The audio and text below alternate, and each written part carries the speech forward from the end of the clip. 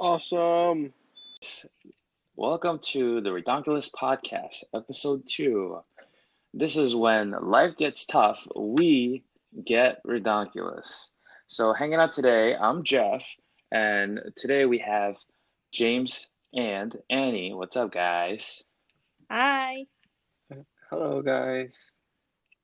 What's up? What's up? Before we get started, why don't you guys tell us how you guys been, anything interesting you want to share, and then we'll get right to it. Um, yeah, been pretty good. Same old laundry every day. Laundry every day. you know, That's your yeah, definition of 7 days pretty a good. week.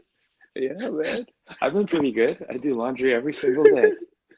Yeah, actually, I dropped my phone the other day, and I have like a small crack in the middle of my screen. Kind of look like a dust. Yeah, it's kind of annoying me. But anyway. Time It's to okay. time to get a new phone. Yeah, I mean, Uh, it's a no, good it's it's a good just thing. It's a good thing no. that you're still doing laundry every day, or else you would have been really, really mad about it, you know? All right, so let's get into the first segment. Annie, why don't you kick us off? All right, the first segment is called Serious Hypotheticals. This is a segment is a play on words where we source a crazy, ridiculous hypothetical scenario and to discuss it seriously. Today's topic is, well, let me pull up what I chose. All right, so this is a question for you guys. You somehow know for certain that you will die of an incurable disease within 3 months. Would you allow yourself to be cryogenically frozen within the week if you knew it would give you a modest chance of being revived in 1,000 years and living a greatly extended life? Oh, okay. I think we talked about this very, very briefly, but James, you want to go first, or I'll go first? Yeah, sure. Yeah, if I think I'd definitely take that chance since it could extend my life. Instead of living 3 months, I can live for a good amount of time, even though it's 1,000 years later. Yeah, I think I will definitely go for it. And you get to see the future. I mean, how can you say no to that? I feel like there's like different factors for this one because if you live 1,000 years later, your family is pretty much not there anymore. So wouldn't it Hmm. be very sad and you'll be grieving for a very long time? Yeah, James doesn't care about that stuff. Yeah, that's actually the point that I was gonna make. So in this scenario, you have a disease that you're gonna be dying in 3 months. And the question is phrased in the way that if you be able to be frozen in time and travel 1,000 years into the future, you have a modest chance, right, of living a longer life. So Yeah. you still, in the future, after 1,000 years, you still need to be cured of your current disease. It's not guaranteed, right? Is that what the scenario is saying? Oh, well, I guess you can see it like that. Yeah. Yeah, I Yeah. mean, it's tough. It's really tough. I see definitely James's point. I also see yours. The first thing I think of is Captain America from the Avengers movies. I mean, that is crazy. And spoiler alert for those of you that have not watched the movie yet. At the end of his intro or his solo movie, the first one, Captain America, the guy gets frozen, and then when he wakes up, the guy is out of place. He doesn't know what, you know, the internet is. He doesn't know what Google is. All his loved ones, his friends, are either dead or missing or gone.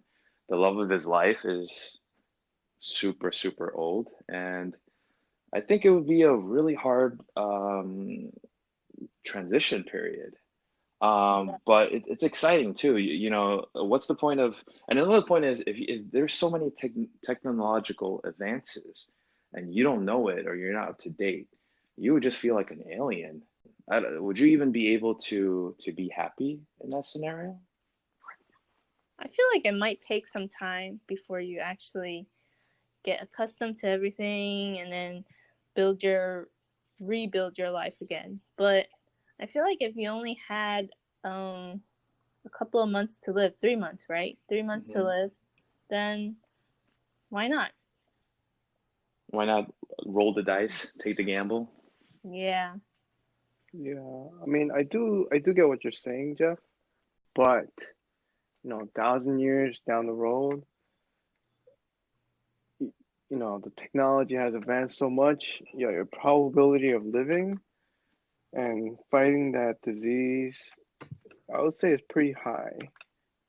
And then you can live for a much longer time.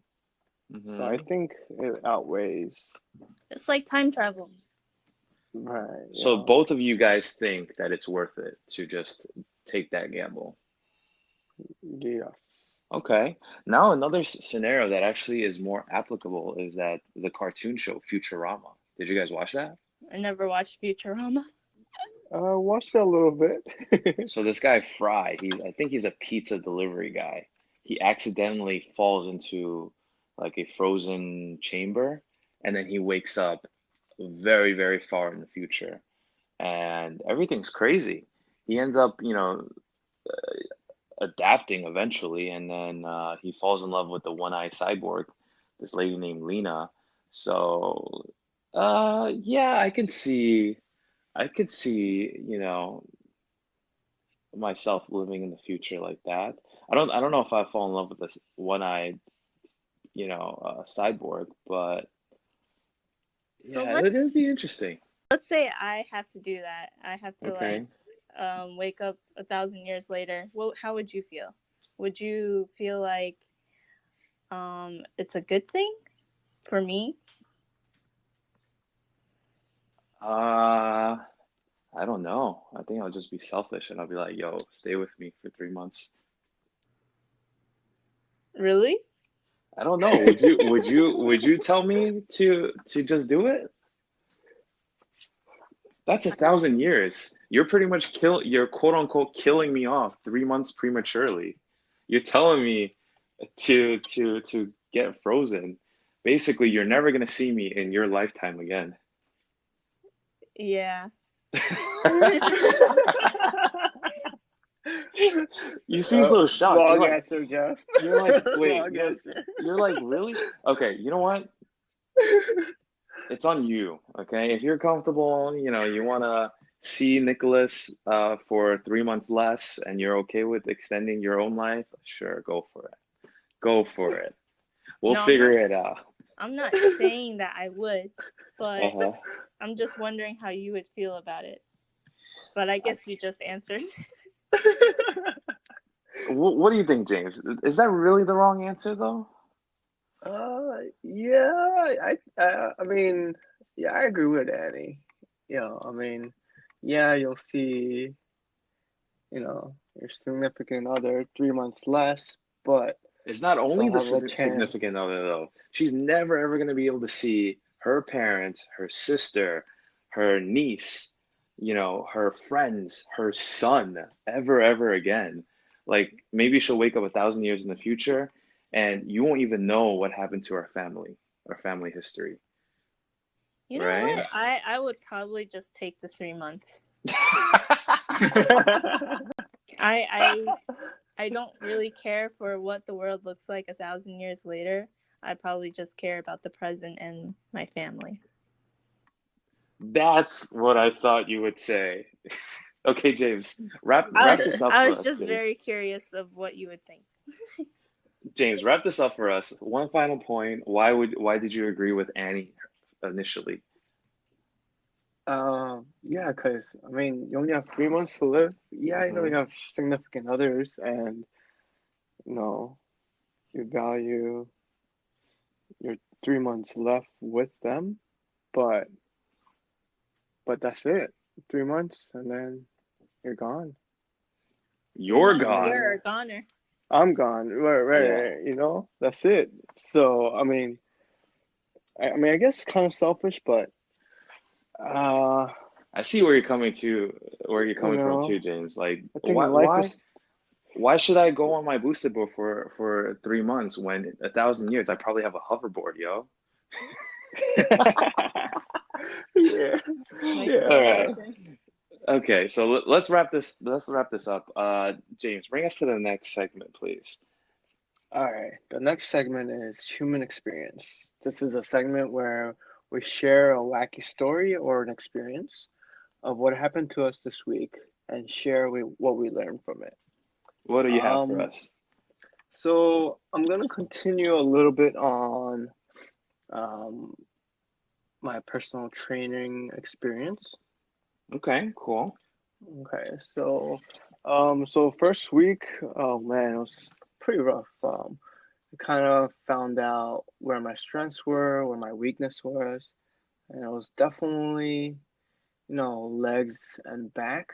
Oh, they were so sore, like I told you before. And then, so this week, we actually, I improved in all areas of my body. And so my exercising, working out got better, more reps and more weights, but worked on calories and food, monitored what I eat, and then started eating more so I can gain weight. Yeah, we talked about this too. I think you were telling me, last week you were talking about the app that you use to track your calories. And then Yes. I think we were on the phone when you were at Costco earlier in the week. And that's crazy. I've never done it myself. I've never seen you do it, but you were actually looking at the serving, the protein grams and how much sodium. Tell us a little bit about that. Yeah, so actually I wasn't getting enough protein and I wasn't hitting my calories. So I'm trying to hit 2,500 calories a day, but I'm struggling at 2,000. 2,500 is a lot, right? Yes, it's a lot. It's a lot of food. How much were you Uh, averaging before you started working out? Like, just um, based, not using the app, but roughly. Roughly, I would say anywhere between 1,500 to 2,000. So, Um, so on the lower side, let's say 1,000, if you're doing 1,000 a day, you're doing what, two times the amount of what you did before, or um, 150% of what you did before? Maybe like 50% more than what I did before. I think that'll be a good number. So, what does your Okay. diet look like right now on a daily basis? My diet, well, breakfast always stays the same. Cereal, granola, Cheerios. Um, so that stays the same, but I actually try to double that into two servings so I can Mm. get more calories throughout the day. Maybe you could add an egg. Um, Add an egg. Ooh, okay, that sounds good with an egg. I don't know if I like egg with milk though. Egg? Not not together. You could eat it separately. Okay, sounds good. James was telling me how he was doing the canned food, and they were already pre-cooked, so he was gonna eat it. And then I was blown away by that. But when I Canned talked to him on the food? phone, Ah, he was like, "No, no, I microwaved it first." I You said, mean like "Okay." Campbell's are like progressive? no, it was actually canned chicken. Oh, okay. And oh man, canned chicken microwave does not taste good. Does not. Uh, yeah, I tried it one day and it wasn't good. I had to refrigerate it and then eat it because oh man, when you microwave it, I think the smell that comes from it, and I just couldn't eat it. So Oh, you're supposed to eat it cold, right? I don't know. I just bought it because it was protein, it was canned, and it was easy to eat. Does it matter if you eat it cold or This- not? No, I don't think so. I think I don't I know. not sure, but it smells better cold. Let's leave it at that. Okay. So, Uh, can you also tell us like what did you learn or how did you improve? I know we were talking about it. You said you say that you're not that strong, but I remember you told me even the first time your trainer had you do pull-ups, you were still able to do 9. That's a lot. Pull-ups are yeah, hard. yeah. I was actually surprised myself. I haven't done pull-ups in years, and yeah, doing 9. Oh, yeah, I was impressed with myself. I was like, whoa, those push-ups paid off. Or maybe it was laundry. I don't know, to be honest. Your daily laundry. Maybe that's Yeah. what you learn. Get a personal trainer, do laundry every day, eat canned chicken, ignore the smell, and you're good. Oh yeah. Yeah, but yeah, but I increasing the weight, increasing the reps as in how many times we do a certain motion, an exercise. So I see myself improving. One difficult thing I had was sleep, actually. Usually, I get to work before 7. I end work before a little before 7. So my workout starts anywhere between 7 and 7:15 Hmm. at That's a night. tight schedule. Right. So right after work, I go to the gym 3 times a week. And then right after the workout, I feel pumped, I feel I feel good, wide awake, and I have trouble sleeping um because I have so much energy after the workout. Hmm. Maybe it's because all the blood flowing, and then, Adrenaline. adrenaline, heart rate, heart is pumping, and yeah. So I actually tried taking some melatonin supplements, I heard it's and better to work out like in the mornings. yes, it is. But Yeah. waking up at 4 or 5 o'clock, That's crazy. I don't know. Yeah, you're not on that Mark Damon level yet. Oops, I mean Mark Wahlberg. Yeah, I know video he's waking up at 2:30, but I just can't seem to do it yet. Yeah, that's Uh, crazy. You work your way to that. I don't think he did that overnight either, so you're on the right track. yeah, yeah. All right. The next segment, guys, we are going to be talking about adulting. And this is a topic that's very interesting because, a lot of us are scared to talk about it. A lot of us just kind of like wake up and then one day we're just like, oh my God, I'm not a kid anymore. But getting older is never really an easy thing or a fun thing to talk about. This segment is where I'm going to be sharing with you guys tips on adulting. And like I said, this is only what works for me. Okay, I'm glad to share with you guys. If you guys also have any tips, please comment, share with us also. And today we're going to be talking about something that I am still working on, and that is time management. Something that really, really works for me, which I use an iPhone. And then in my notes, this is what I usually do use for work anyway. But what I would do is create a to-do list, sometimes just for the day tomorrow, the next day. Or if I have a little bit more time and I know what I'm doing throughout the week, I would do a to-do list for the coming week. And what I do is I actually just go through the list, the to-do list, and I just put a check next to every single item that I do. And then when I look back on it, it makes things less cluttered. I don't get as overwhelmed because everything is listed.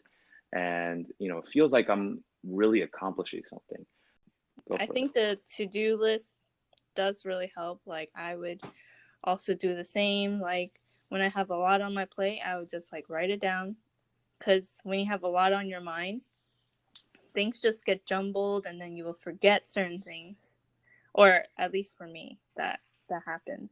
But I also find that if you have like maybe a pattern every day, like since we have Nicholas right now, we always have to schedule things so he gets used to it. And as like in the morning, I would wake up at a certain time and then eat at a certain time and then leave the door at a certain time. Everything is kind of scheduled. So I Yeah, guess that's considered time management.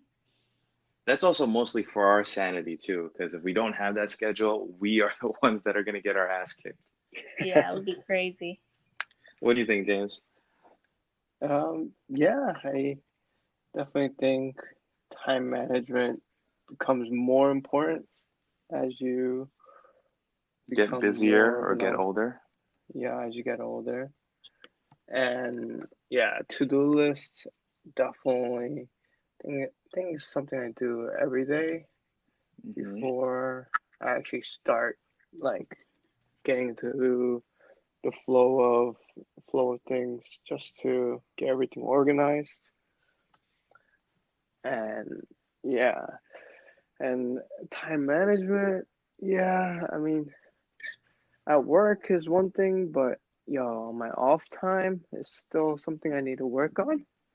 I mean, there are times where, let's say last week or 2 weeks ago, I went to a friend's baby's birthday party, and afterwards, I wanted to watch, this esport games.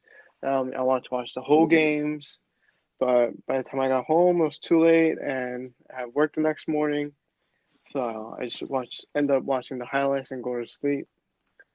And yeah, I guess it's very important, to manage your time and not stay up till 2, 3 watching the full games and have work at 7 in the morning the next day. That I never think feels good. it's very easy to like stay up late and right, Jeff? Yes, definitely. I'm a Stay up late, watch videos, watch YouTube, and just like I plead the fifth. yeah. It's definitely very easy to get sidetracked, and and it never feels good the next morning. Mm-mm. No. But it feels so good in the moment. It feels Yeah. so good in the moment. Who knows? Yes. Maybe we'll all freeze ourselves. We'll just live 1,000 years in the future, and then they'll figure out how to slow down time. Who knows? Who knows what's going to happen in the future? Slow down Um, time for the good parts. exactly. And when you go traveling, for example, this recent Indonesia trip that you brought up, that was such a good time. And unfortunately, Yes. Annie wasn't there with us, but we're planning another trip. These are the moments that you want to just be able to slow down time and enjoy. So, yeah, maybe in 1,000 years we'll be able to do that. That'd be awesome. All right, guys, let's sign off. And from here to you guys, this is the Redonkulous podcast. Please share this with anybody that you know that might like this kind of content, or anybody who just listens to podcasts. Please hit the like and subscribe button, except it's not a YouTube video.